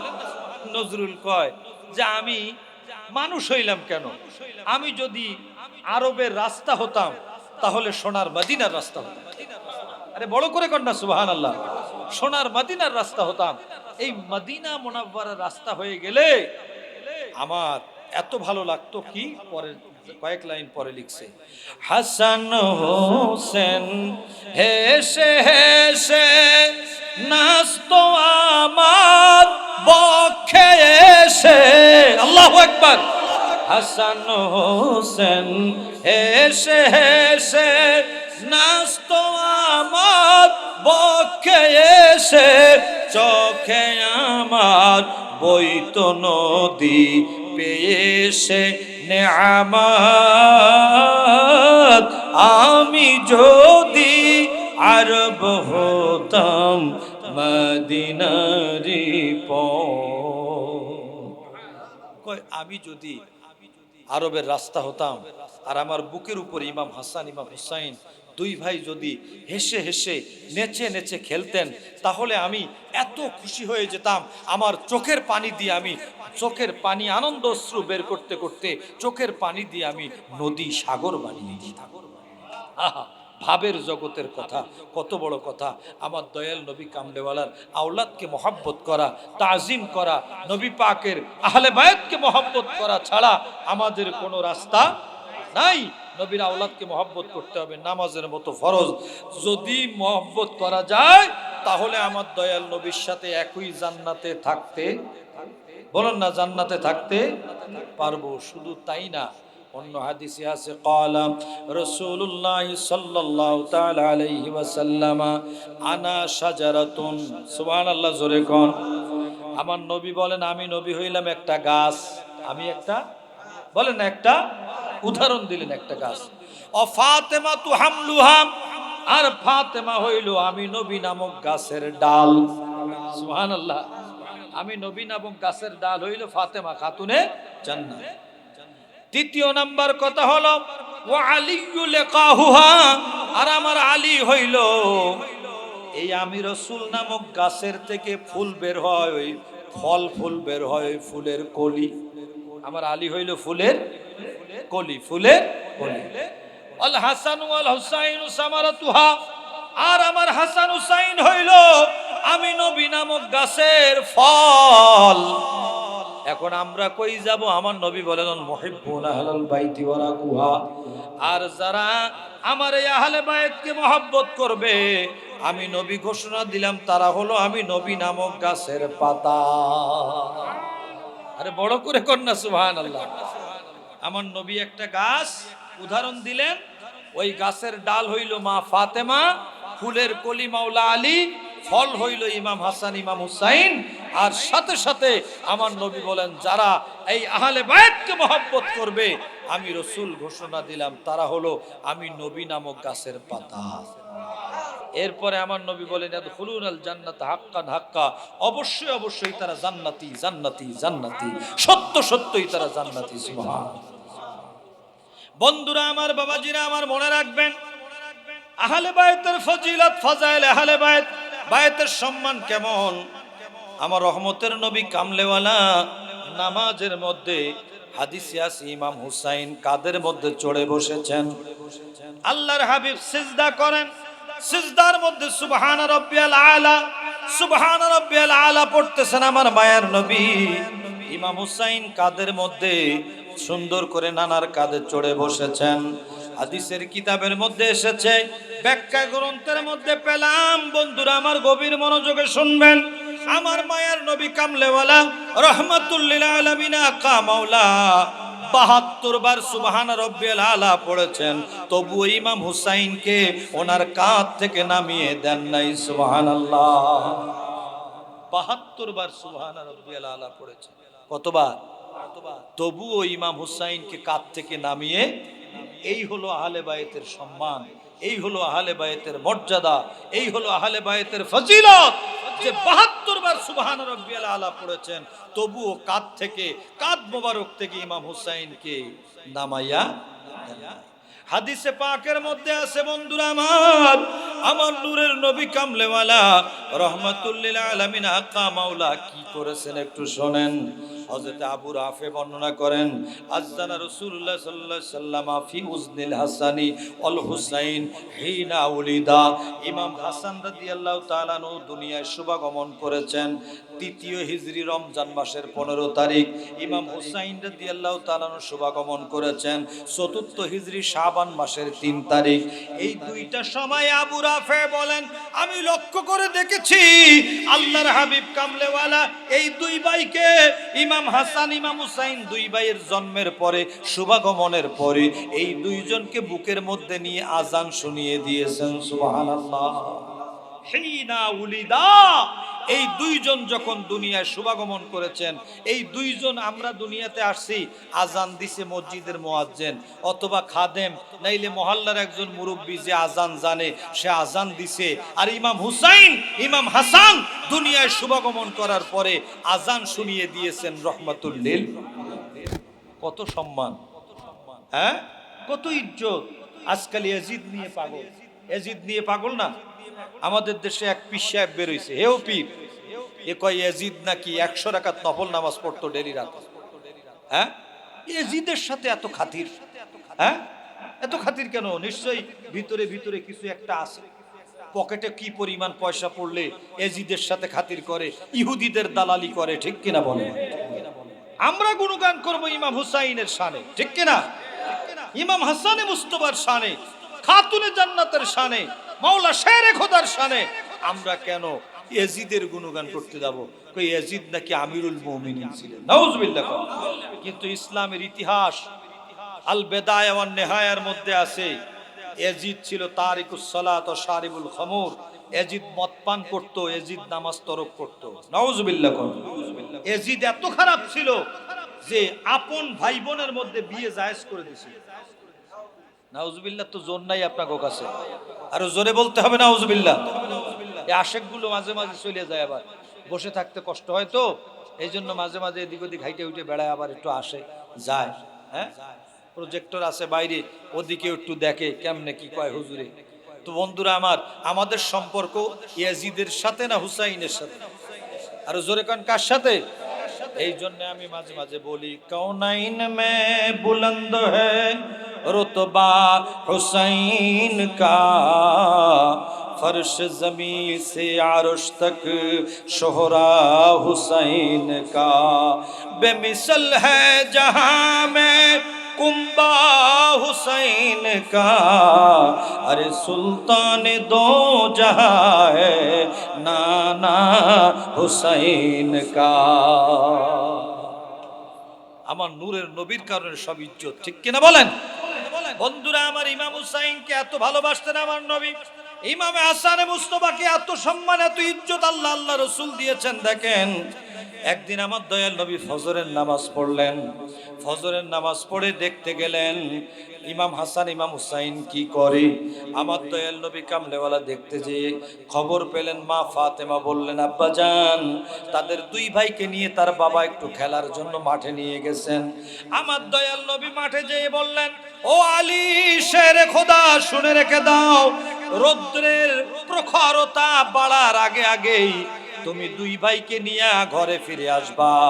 আমার হাসান হুসাইনের শরীরের মধ্যে আকাশের রোদ লাগবে, এটা আমি রাসূল সহ্য করতে পারি না। বড় করে কর না সুবহানাল্লাহ। তাদের শরীরে একটু তাপ লাগবে, আকাশের সূর্যের তাপ, এটাও আমার মায়ার নবী সহ্য করতে পারে না। ইমাম হাসান হুসাইনের শান শোনেন বন্ধুরা, খাতুনে জান্নাতের শান কেমন শুনলে অবাক হয়ে যাবেন। খাতুনে জান্নাত যখন দুনিয়াতে এসেছেন, ওই সময় আল্লাহর হাবিব কামলেওয়ালা রহমাতুল লিল আলামিন কা মাওলা তাজদারে মদিনার নবুয়ত প্রকাশ হয়ে গিয়েছিল, 1 বছর হয়েছিল। দুনিয়াবি হায়াত যখন 41 বছর, তখন মা ফাতেমা দুনিয়ায় শুভাগমন করে। আল্লাহু আকবার। মা খাদিজাতুল কুবরার 7 জন সন্তান, তার 6 জন হলো নবুয়ত প্রকাশের আগে আর 1 জন হলো নবুয়ত প্রকাশের পরে। তিনি মা খাতুনে জান্নাত ফাতেমাতুজ জাহরা, মহব্বতে বলেন না সুবহানাল্লাহ। ওনার সম্মান কেমন শোনেন। খাতুনে জান্নাত মা ফাতেমা, আমি জীবনে কিছু করতে পারি নাই, ওনার নামে একটা মসজিদ করছি অনেক সুন্দর করে। আপনারা ওনার জন্য কিছু করবেন যাতে ওই নামটা ফুটে ওঠে, সুবহানাল্লাহ। এমন সুন্দর করে তার শুধু দরজাটা বানাইছি কাঠ দিয়া, 3 লাখ টাকা খরচ করে দরজাটা। এই দরজার পাশে মানুষ দাঁড়াইয়া ছবি তোলে।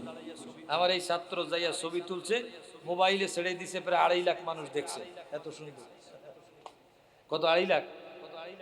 2,80,000। খাতুনে জান্নাত জামে মসজিদ, মায়ের নামে করলাম, কারণ মাকে তো চিনলাম না, যিনি জগৎ জননী মা ফাতেমা। ঠিক কিনা? আহলে বায়তের কথা বললে দুশ্মনেরা কপাল মা আপনার নাক সিটকায়। ঠিক কিনা? কোন পাক পাঞ্জতন বললে হাসে। নাউজুবিল্লাহ বলেন। তুমি চিনো না, চিনো না, খাতুনে জান্নাতকে চিনো না। শুনে রেখে দাও, শুনে রেখে দাও, শুনে রেখে দাও। কিতাবের মধ্যে আছে খাতুনে জান্নাত দুনিয়াতে আসার আগে আগেই আরব দেশের নিয়ম কি শোনেন। তার আগে আগে আরেকটি কথা একটু বলে নেই। মা খাদিজাতুল কুবরা রাদিয়াল্লাহু তাআলা আনহা থেকে 7 জন সন্তান আল্লাহর হাবিব উপহার পেয়েছেন। তার 6 জন নবুয়ত প্রকাশের আগে আর একজন মাত্র নবুয়ত প্রকাশের পরে, তিনি মা ফাতেমা। নবুয়ত প্রকাশের পরে শুধু একজন মা ফাতেমা। তো উনি দুনিয়াতে আসার আগে আম্মা জান খাদিজাতুল কুবরা একদিন বসে বললেন, ইয়া রাসূলুল্লাহ, আমি আল্লাহর জান্নাতের সেব ফল মানে আপেল ফল, সেব মানে আপেল, আপেল জান্নাতের আপেল দেখতে চাই। আমার দয়াল নবী বলেন, আল্লাহ, আমার খাদিজা তোমার জান্নাতের আপেল ফল দেখতে চায়। আল্লাহ বলে, জিবরিল তাড়াতাড়ি জান্নাত থেকে আপেল ফল নিয়ে যাও, দুইজনের জন্য দুইটা নিয়ে যাও। আল্লাহু আকবার। এমন নবী আমার, যেই নবী কামলেওয়ালা, আল্লাহর জান্নাতের আপেল ফল দুনিয়ায় বসাইয়া খাওয়াইতে পারে। এই ক্ষমতা আমার নবীর আছে না নাই? আরে বলেন, আছে না নাই? এই ক্ষমতা আমার মায়ের নবীর আছে। একবার না বহুবারের ইতিহাস কয়টা বলবো আপনাদেরকে। জিবরিল আমিন দুইটা সেব ফল নিয়ে এসেছেন। এসে কিভাবে বললেন, ইয়া রাসূলুল্লাহ, একটা আপনি খাবেন, একটা খাতুনে, একটা মা খাদিজাতুল কুবরাকে দিবেন। এই দুইটা দুইজনে খাবেন। এই দুইটা খাওয়ার পরে আল্লাহ আপনাদেরকে একজন সন্তান দান করবেন, যার নাম আল্লাহ রেখে দিয়েছেন, নাম হইল ফাতেমা। নামটা কি? আবার কোন আরেকবার? হ্যাঁ, মা কি? আমার কাদরিয়া মাদ্রাসার উত্তর পাশে একটা লন্ডির দোকান আছে। লন্ডি বোঝেন তো? কি বলেন আপনারা? ইস্ত্রি, ইস্ত্রি, ইস্ত্রির দোকান। এখন এই ইস্ত্রির দোকানে এক পাগলা ইস্ত্রি করে।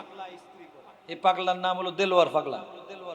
এই দেলোয়ার পাগলা একজনের সাথে বাদাইছে, সে দুশমনের রাসূল, আহলে বাইতের দুশমন।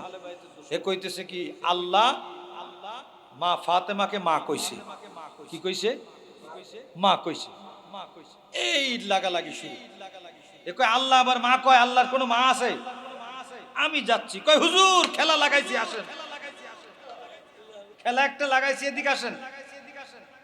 ওই দুশমনের রাসূল আমারে ডাকছে, যারে আমরা ওয়াহাবি কই। দাঁড়াই আছে। কয় শোনেন, আপনাকে অনুসারী এরা, আল্লাহ বলে মা ফাতেমা মা কইছে। এ তো হাসে, একটু পান খায়, মজা করে করে কথা কয় পাবলিকের সাথে। এখন আমি তাড়াতাড়ি কইলাম, এই কি কইছো? হুজুর আমি তো ঠিক কইছি।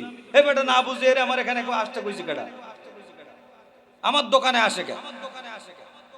আমি কইলাম যে কি কইছি? এই কইছি। তা আমি বললাম, আচ্ছা ওরে বাঁচাইতে হবে তো। আমি বললাম, তুমি বলো তো ফাতেমা। তখন হে কয় ফাতেমা। কয় হুজুর আপনি আমার কোন বিপদে ফেলবেন আবার? আমি বলি কইতে থাক। তারপরে আরেকবার কইছি, কত ফাতেমা। কয় ফাতেমা। আবার কইলে আরেকবার ফাতেমা। কয় ফাতেমা। আমি কই তুই তো 3 বার মা কইছি। কয়বার? বলে তুই তো 3 বার মা কইছো। নাম বলতে গেলে যার নাম ফাতেমা, ফাতেমা কইতে গেলেই তো মা এসে যায়। ঠিক কিনা বলেন? তো আমরা হাদিসে পাকে পড়েছি, হযরতে আবু হুরায়রা রাদিয়াল্লাহু তাআলা আনহু, আমার ভাইজান লিখেছেন আহলে বায়তের সম্মান মর্যাদা। তো মর্যাদা কেমন একটু শোনেন।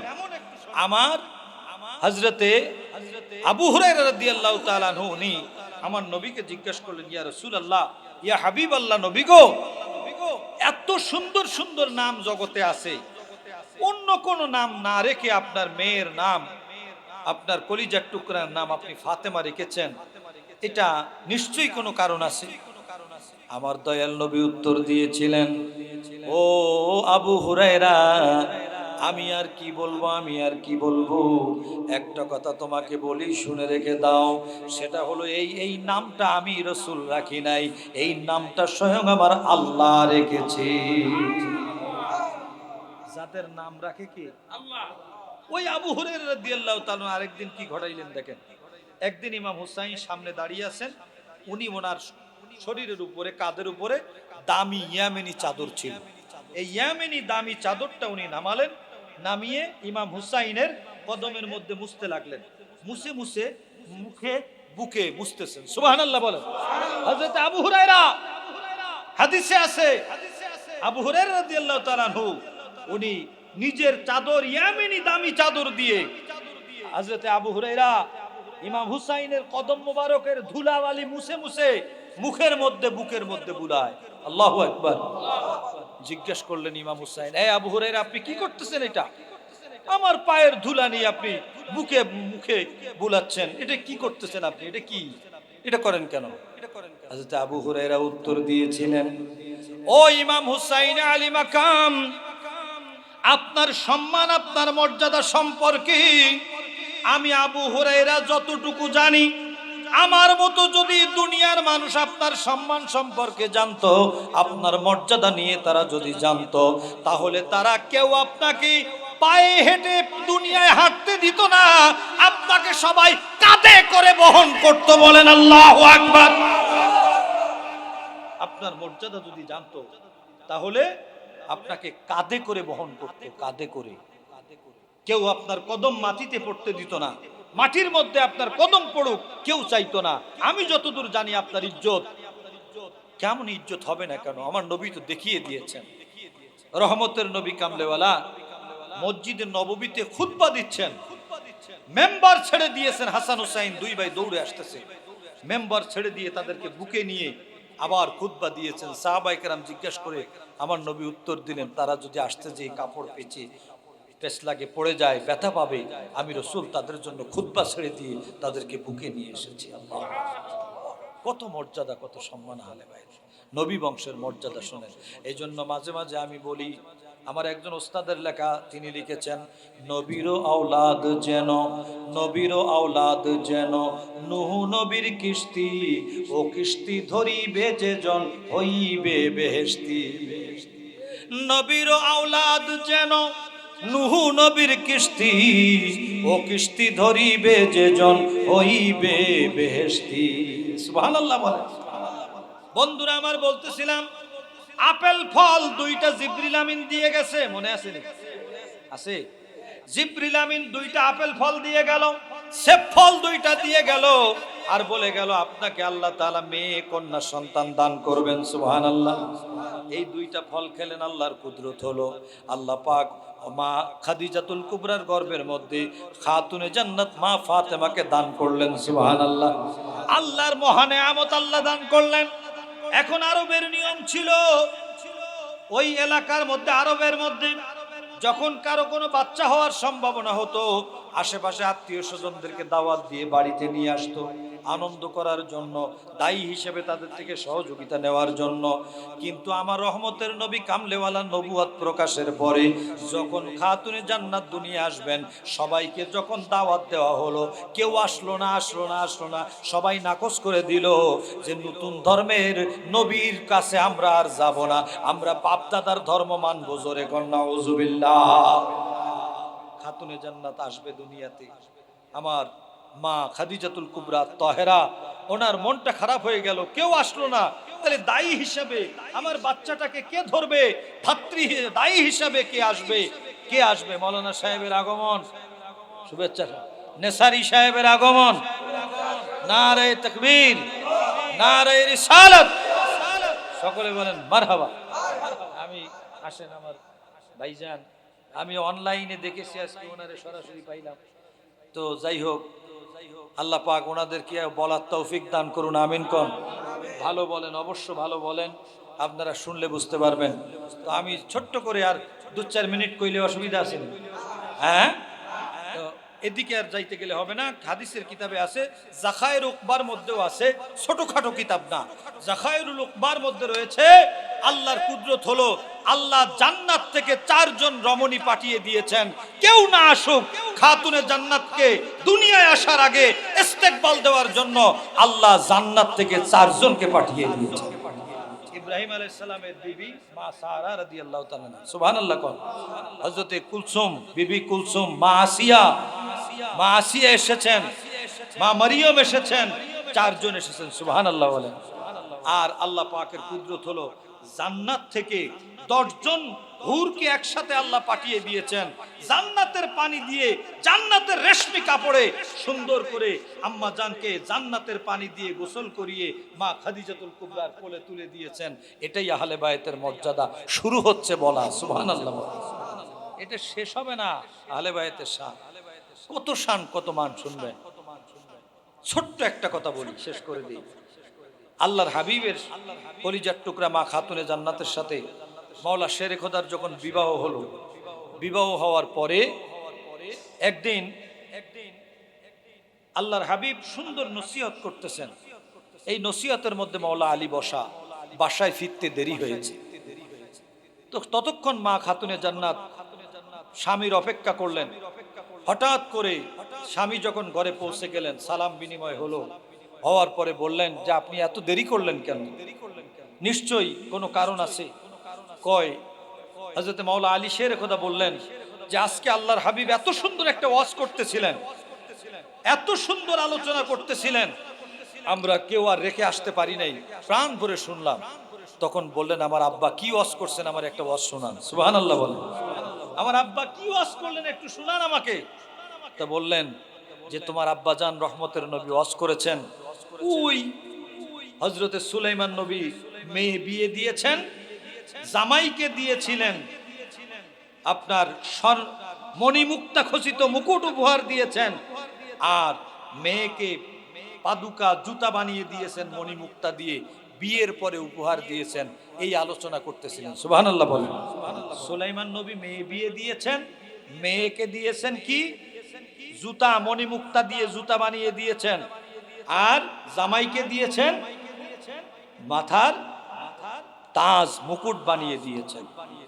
তখন খাতুনে জান্নাত ওয়াজ শুনে মনে মনে বললেন আমার আব্বা জান হলো সমস্ত নবীদের নবী, তিনি চাইলে আমার বিয়েতে অনেক কিছু দিতে পারতেন, কিন্তু আমার স্বামী যদি মনে মনে চিন্তা করে যে সুলাইমান নবী বিয়ের সময় তার মেয়ে জামাইকে এত কিছু দিল, মণিমুক্তা খচিত মুকুট দিল, পাদুকা বানিয়ে দিল, আর আমার শ্বশুর আমারে কি দিল, এটা যদি মনে মনে ভাবে, এই চিন্তা করলেন। করার আল্লাহর কুদরত, ওনারা যখন শুয়ে পড়লেন তখন মাওলা আলী শেরে খোদা হঠাৎ ঘুমের ঘরে স্বপ্ন দেখলেন। সুবহানাল্লাহ বলেন। কিয়ামত কায়েম হয়ে গেছে। খাতুনে জান্নাত মনে মনে এই চিন্তা করতেছেন, আর উনি ঘুমিয়ে দেখতেছেন কিয়ামত কায়েম হয়ে গেছে। কিয়ামত যখন কায়েম হয়ে গেছে, কায়েম হওয়ার পরে উনি দেখছেন বিশাল অট্টালিকা, মণিমুক্তা খচিত, চারদিকে সুসজ্জিত, এরকম জিন্দেগিতে কখনো দেখি নাই এমন একটি প্রাসাদ। উনি দেখে বললেন ফেরেশতাদেরকে ডেকে, এই ফেরেশতারা, এই এত সুন্দর অট্টালিকা কার? এটা আল্লাহ কার জন্য বানিয়েছেন?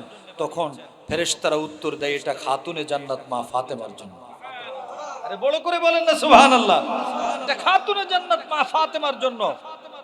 কয় তাই? তো ফাতেমা কোথায় বসবে? কয় এদিকে আসেন। ভিতরে এসে দেখে, এই দেখেন কত সুন্দর এখানে আজিম উসান চেয়ার কুরসি সাজানো, এই দরবারে যেমন সুন্দর সাজানো আছে ওই রকম সাজানো, কত সুন্দর করে। ওই কুরসির মধ্যে পাশে আর একটা চেয়ার। বলে এটা কার? কয় এটা ওনার স্বামী মাওলা আলী শেরে খোদা। বলেন না সুবহানাল্লাহ। তাই তাহলে আমি আমার চেয়ারে বসি। পরে চেয়ারে বসার সাথে সাথে খাতুনে জান্নাত চলে আসছেন, এসে স্বামীর পাশে এসে বসছেন। বসে উনি অবাক হয়ে দেখতে লাগলেন সব। দেখতে দেখতে বললেন ও ফাতেমা, আমার জন্য একটু পানির ব্যবস্থা করো না, আমার পানির পিপাসা লাগছে। তখন ওনার 70 জন খাদেমা চলে আসলো। সুবহানাল্লাহ বলে। একসাথে কয়জন খাদেমা আসলো? 70 জন খাদেমা আসলো। উনি একজন খাদেমাকে বললেন এই আমার স্বামীর জন্য আমার আব্বাজানের কাছ থেকে হাউজে কাউসার নিয়ে আসো। সুবহানাল্লাহ বাড়ি যেয়ে কইেন, আরো জোরে কন না, আরেকবার বলেন আল্লাহু আকবার। বলেন ইয়া রাসূলুল্লাহ, ইয়া ওলি আল্লাহ। বললেন যে আমার আব্বাজান থেকে হাউজে কাউসার নিয়ে আসো। এক পেয়ালা হাউজে কাউসার আনছেন, এনে দিলেন। দিয়ে খাতুনে জান্নাত ওনাকে দিলেন, দিয়ে মাওলা আলী পান করলেন, হাউজে কাউসার পান করলেন। ঘুমের ঘরে খবে কাউসার পান করা হয়ে গেছে। কাউসার পান করার পরে জিজ্ঞেস করলেন ও ফাতেমা, যে মেয়েটা আমার জন্য হাউজে কাউসার আনছে এই মেয়েটা কে? বলো না। তখন খাতুনে জান্নাত বললেন আপনি যেই মেয়ের গল্প আমার আব্বা জান, যেই মেয়ের ওয়াজ আপনাকে করে শুনিয়েছিলেন, সেই সুলাইমান আলাইহিস সালাম মেয়ে জামাইকে উপহার দিয়েছিলেন, মণিমুক্তা খচিত প্রাইজ দিয়েছিলেন, হাদিয়া তোহফা দিয়েছিলেন।